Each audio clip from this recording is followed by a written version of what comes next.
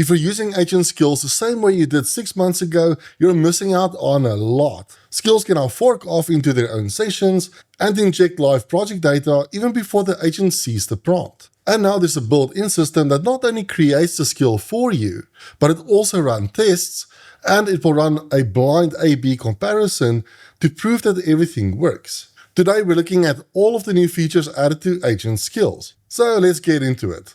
Now, before we dive into the advanced stuff, let's start with the basics, installing skills. Now, there's actually two ways to go about this. Although we're using Claude Code in this video, Claude Code is not the only CLI tool out there. There are a lot of other agentic coding tools out there, like Cursor and OpenCode and Codex, and pretty much all of these support skills. So if you're just focusing on Claude Code, the easiest way to go about this is to run the plugin command. And in here you can simply search for all the available plugins, and we can just search for the skill creator skill.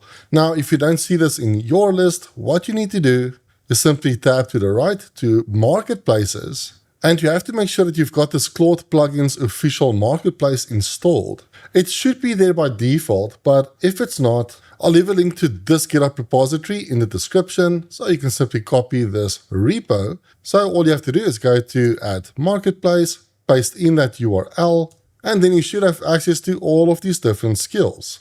Now, the one that we are interested in is the skills creator skill, and we will get back to it in a second, but you can just go ahead and install this skill into your project. Now, if you're not using Claude Code, so maybe you're using OpenCode or Cursor or whatever else, there's actually a really cool way to find skills as well. Simply go to skills.sh. From here, you can actually search and browse all sorts of different skills. Then search for the skill creator skill. Then let's select the one from Anthropic specifically. Then simply copy this command. And then back in our project, we can simply run this command. And check this out.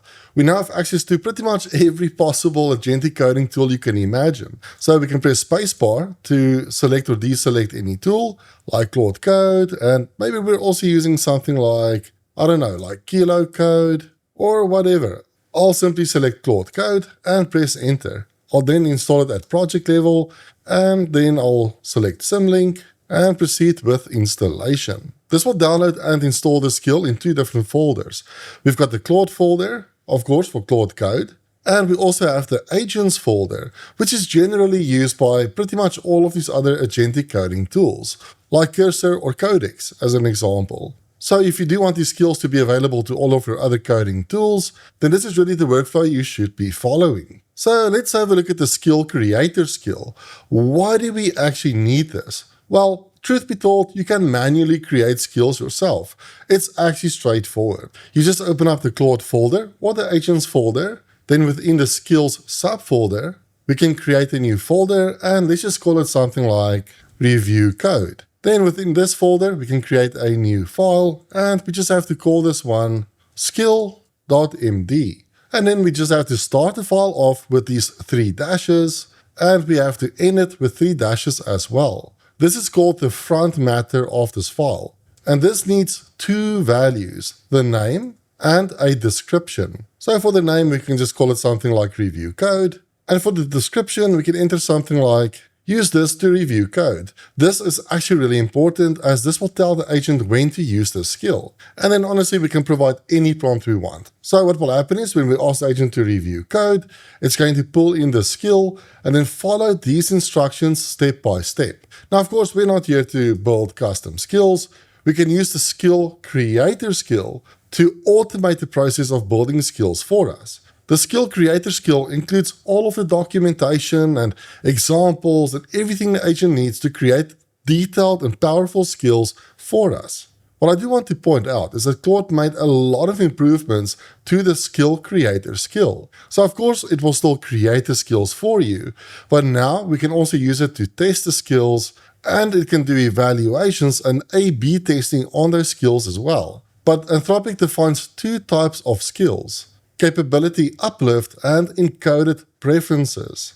With capability uplift, we can get the model to provide the responses better than what the base model would be able to provide. Or we can add a new capability to the model as well. A practical example for Claude Code is the ability to generate images. This is something Claude can't do natively, even using their own app. But when doing web design, sometimes we want to generate our very own stock images. And we can use something like Nano Banana or some kind of image generation model to generate those images for us. Or another example of capability uplift would be something like front-end design. By default, the models tend to generate these AI sloppy kind of designs, but if we give it a very specific front-end design skill, we can greatly improve the results. With encoded preferences, you basically define a workflow that the agent needs to go through. So these are individual capabilities that the agent already has, like the ability to go online and retrieve documentation or, writing results. It can already do those things. But maybe you've got a workflow that requires a very specific sequence of events. So with encoded preferences, you can create a skill to define that exact workflow. Other changes include the ability to create evaluations, run tests, and even do blind A/B testing to see what the difference would actually be. Now, we will have a look at this in this video, but this is actually a really important feature. As these models get progressively better, chances are that something that could be a limitation now, so let's say you've created a specific skill to get a very specific result. But for argument's sake, let's say Opus 5 comes out, and now maybe Opus 5 is able to natively perform that task without your skill. So you can constantly evaluate your skills against these new models to see if they're actually still relevant, or maybe your skill is performing worse than the native capabilities of the agents, or the harnesses they work in as well. Now enough about the theory, let's build our very first skill. Using the skill creator skill is really simple. So all we have to do is pass a prompt describing the skill that we're trying to create. Like use the skill creator to create a new skill called readme-gen. It should generate professional readme.md files for any project by analyzing the code base structure, dependencies, and git history. Alright, cool. So the agent created the skill. Let's go to our Claude folder. We now have this readme-gen skill. And just like I showed you previously when doing it manually, we have this skill.markdown file with this front matter, with the name and the description. So everything we've seen already. Then we have all of these different instructions that the agent can follow to create a readme file that matches our preferences. So of course, if we want to, we can edit this file however we want, or we can just ask the agent to make any adjustments for us. And invoking the skill is really simple. Either we can just enter / and select the skill, like a custom command basically. And that is a really important point. Skills and custom commands have actually merged. And at this point, there's really no point in creating custom commands anymore. Just create a skill and you can call it like a custom command. We can also see all the skills that are available by running the skills command. And here we can see the readme-gen skill.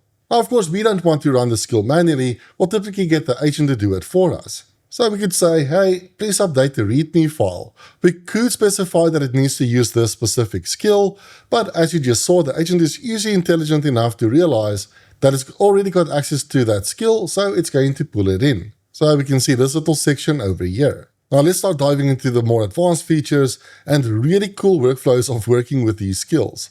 So the readme-gen file didn't take that long. It was only like a minute or so. But certain skills can take a hell of a long time to complete. Honestly, I've got a skill that actually reviews pull requests, and for each pull request, it will dive into the code to see if the change is safe to merge, and then finally give me a detailed output of which PRs are ready to go and which ones are high risk. That can actually take a really long time to complete, like 20 minutes sometime. So here's a quick tip for improving performance when it comes to using skills. This is going to deviate slightly from skills, but I do think you're going to appreciate this. Back in Claude Code, I'm going to run the agents command. Then let's create a new sub-agent at project level, and we'll generate it with Claude. So what we can do is actually set up sub-agents that will use our skill, but this will actually run in the background automatically. So we can provide a prompt like, your role is to update the readme.md using the readme-gen skill. And here's the important part. Set background to true for this agent. What background true will do is automatically run this agent in the background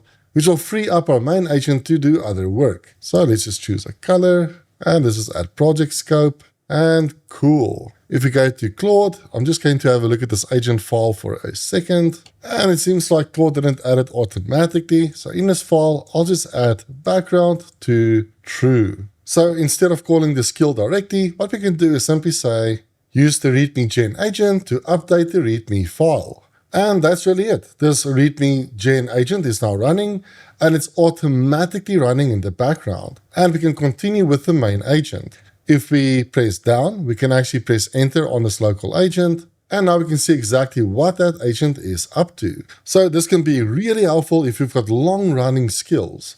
Now, here's another tip for dealing with skills. Some skills are massive. When the agent pulls that skill into context, it could load all sorts of scripts and reference files. For example, let's grab this Vercel React Best Practices skill. I'm just going to copy this. Then let's install it into our project, and you'll see exactly what I mean in a second. This skill obviously contains the main skills.md file, but this file is nothing more than references to very detailed documentation on working with Next.js and React. So it's pointing to all of these different documents, which we can find in this rules folder. And in the rules folder, you can see there are a lot of reference docs here.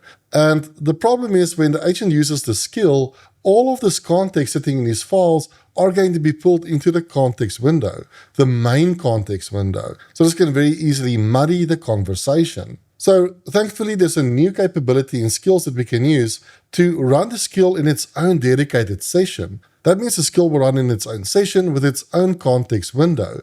And then only the summary or the final result will be passed back to the main agent. All we have to do is, in the skills markdown file, add a new property called context with a value of fork. In fact, before we run this, let me just show you the difference. So let's just spin up Claude Code. So without the fork context, let's run readme gen. And this is very straightforward. The agent will pull in the details with regards to that skill, and then all the processing is happening in this main thread, like reading all the different files in.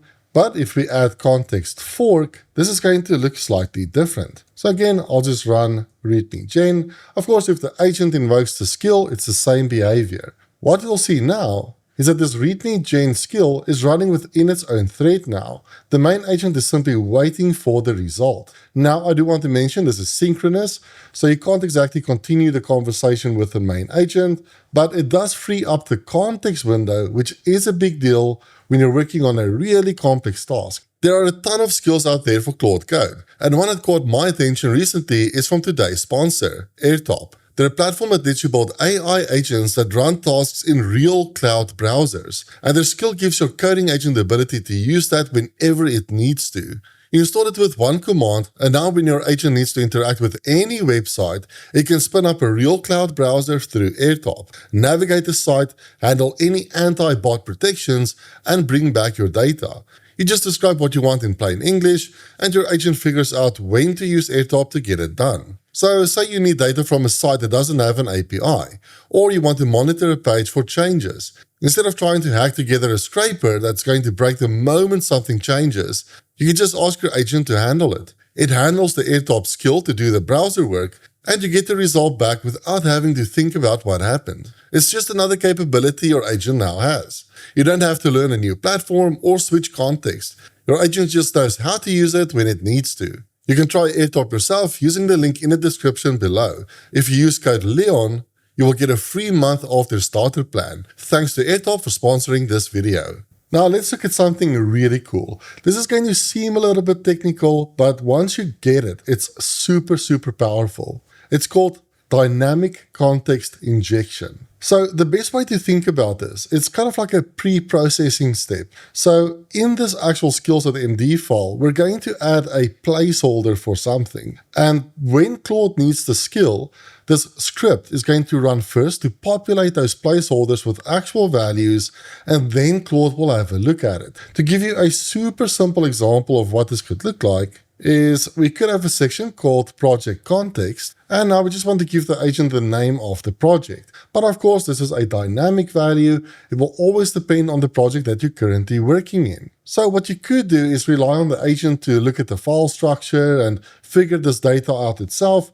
but it's going to take time and waste tokens. So instead, you can use a script to pre-fetch and preload all of this data into this file from the get-go. So to inject any dynamic context, you start with this exclamation point. Then in backticks, we can pass in any shell command. So this will depend on your operating system, but on Windows, it's just pwd for project working directory. In fact, if I took that command and I just ran it in PowerShell, this will return the full path to the project. So that means when the agent needs the skill, it's first going to run this pre-processing to dynamically inject this value into the prompt. But of course, this is not really a practical example. It won't take the agent very long to get the project name. But what if the agent needs the entire project structure and it needs to kind of dynamically find a whole bunch of different files?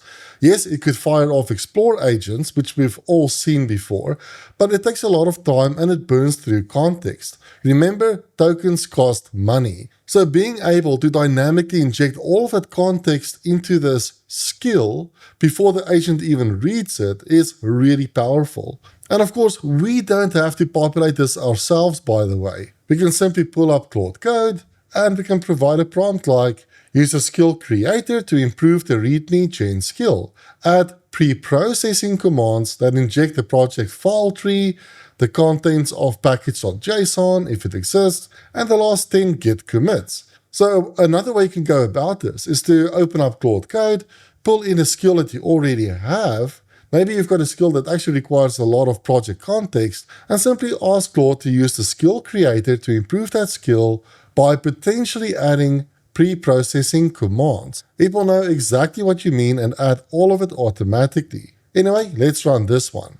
Right, Claude is done, so let's have a look at this project now. Of course, we still have our little silly example over here, but this is really where the power of dynamic context injection kicks in. For the file tree, and by the way, that's like all of these different folders and subfolders and files, that's all now being handled by the script. So this will tell the skills file to dynamically execute this command whenever the skill is needed. This simple little script will return everything related to our project structure. Now just imagine the amount of time and tokens that you've typically burned using Claude Code were there to explore the project to get this information. And it's probably done that every single time you ask it to update the README file. Now this is completely free. And just to show you what that would look like in the terminal, when I run it, it actually returns the entire project structure. So all of that context will automatically be injected into this prompt. The same thing goes for the contents of a file, like the package.json file.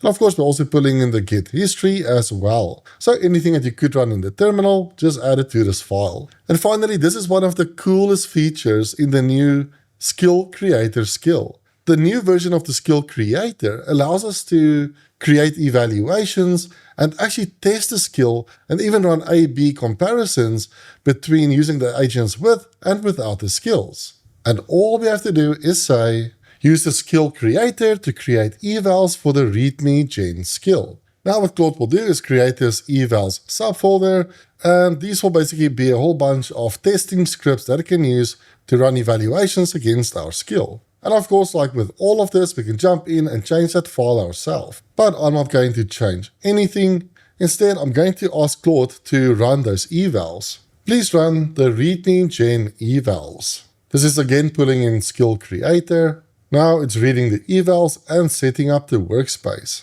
Let's set up the workspace and launch all 6 runs. What's really interesting about this is that Claude is actually creating work trees. So each eval actually has a separate folder in which the testing is taking place. And now that those folders have been created, it's running 6 agents in parallel to perform these eval tests. And we do get a bit of a summary on what each eval is about.